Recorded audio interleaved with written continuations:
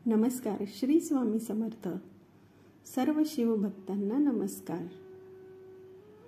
महाशिवरात्री उत्सव उपवास की उपासना हा प्रश्न पडला असेल ना.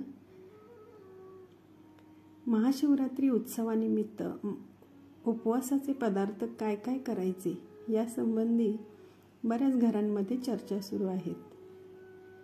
सकाळी, दुपारी, रात्री विविध चमचमीत उपवासाचे पदार्थ तयार करण्यातच आपला वेळ जातो.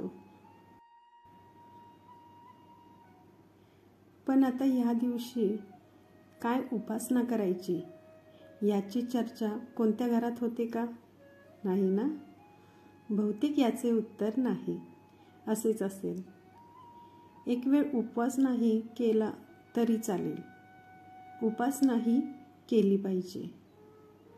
विशिष्ट झाडाच्या चिकापासून तयार केलेला साबुदाणा उपवासाला कसा काय चालतो?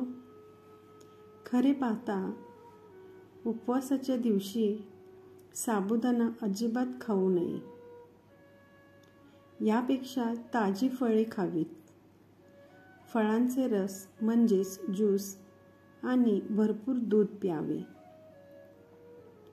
पोट हलके ठेवावे आणि उपवासाचे पदार्थ तयार करण्यात आणि खाण्यात वेळ घालवण्यापेक्षा उपासनेकडे अधिक वेळ द्यावा, अशी माझी सर्वांनाच कळकळीची विनंती आहे.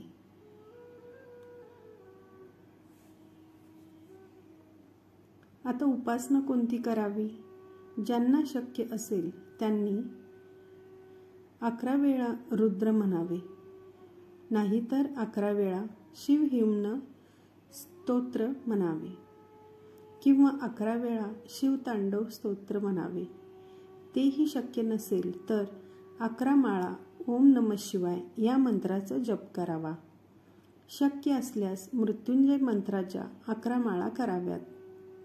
महाशिवरात्री ह्या तिथीस उपवास करून देवळात जाऊन महादेवाचे दर्शन घेतले की आपली जबाबदारी संपली असं होत नाही. आपल्याकडून त्या दिवशी उपासना घडणे आवश्यक आहे. या दिवशी संपूर्ण शिवलीला अमृत पोथी वाचली तर अतिशय उत्तम.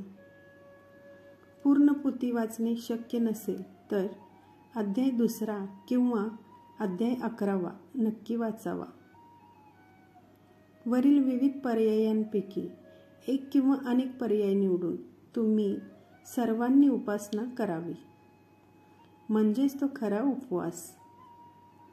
उप बरोबर जवळ, वास म्हणजे राहणे, देवाच्या जवळ राहणे ठरेल आणि सर्वांनाच मन शांती लाभेल. व्हिडिओ आवडला असेल तर व्हिडिओला लाईक करा, चॅनलला सबस्क्राईब करा.